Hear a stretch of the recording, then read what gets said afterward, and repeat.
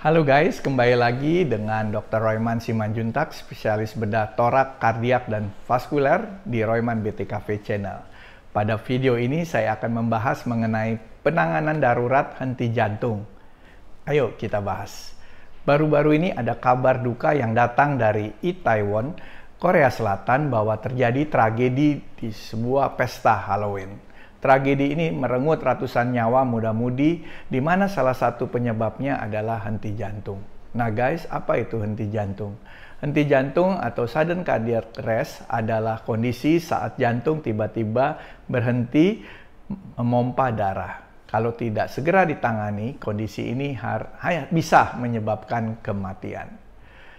Ketika terjadi, maka dua hal yang harus kita perhatikan guys. Apakah pasien masih bernafas? Apakah jantung pasien masih berdetak?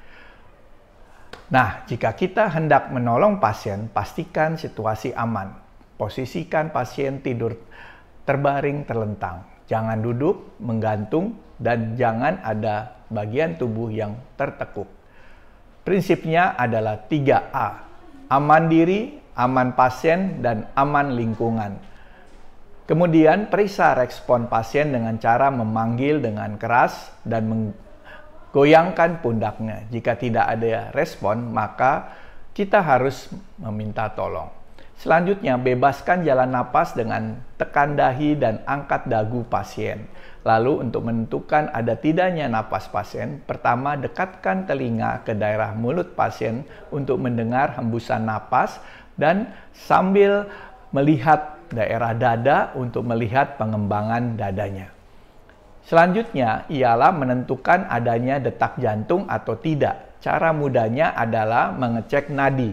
Nadi bisa dicek di pergelangan tangan dan juga di leher. Cara ceknya menggunakan 2 jari untuk leher di pertengahan leher, untuk pergelangan tangan di daerah pergelangan tangan yang dekat ibu jari. Jika darurat di mana nadi di leher dan tangan tidak teraba, maka kita harus memeriksa detak jantung secara langsung dengan cara menempelkan telinga langsung ke dada sebelah kiri dekat puting susu sebelah kiri. Dalam memeriksa ada tidaknya napas dan detak jantung, waktu untuk menentukan keduanya hanyalah 10 detik. Ingat, harus cepat guys, 10 detik.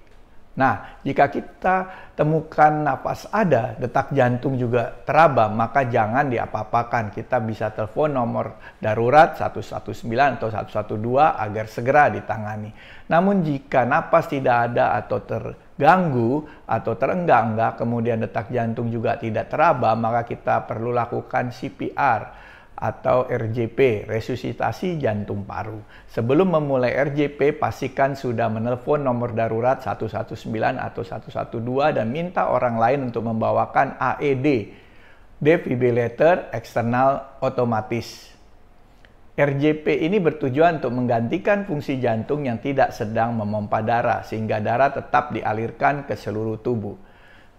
Bagaimana cara melakukan resusitasi jantung paru yang benar? Yang pertama, cara melakukan RJP yang benar, pertama kita pilih tangan kita yang dominan. Tangan yang dominan letakkan di bawah, tangan yang lain atau non-dominan mengunci dari atas seperti ini. Ya.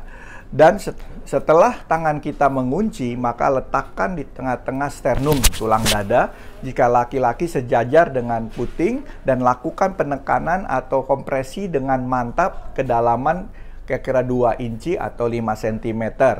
Kuat dan cepat 100-120 kali per menit. Posisi siku harus lurus supaya tekanan datang dari satu badan. Saat melakukannya jangan ragu, harus yakin. Selanjutnya berikan nafas buatan dengan sebanyak 2 kali setelah kompresi 30 kali. 1 siklus. Nafas bantuan dari mulut ke mulut dapat tidak diberikan jika kamu tidak nyaman dan belum terlatih. Lakukan kompresi sebanyak 5 kali atau 5 siklus, kemudian cek nadi pasien. Lakukan kompresi secara bergantian jika ada lebih dari 1 penolong. 1 penolong 5 siklus atau setiap 2 menit. Gunakan AED segera setelah tiba nyalakan dan ikuti petunjuknya.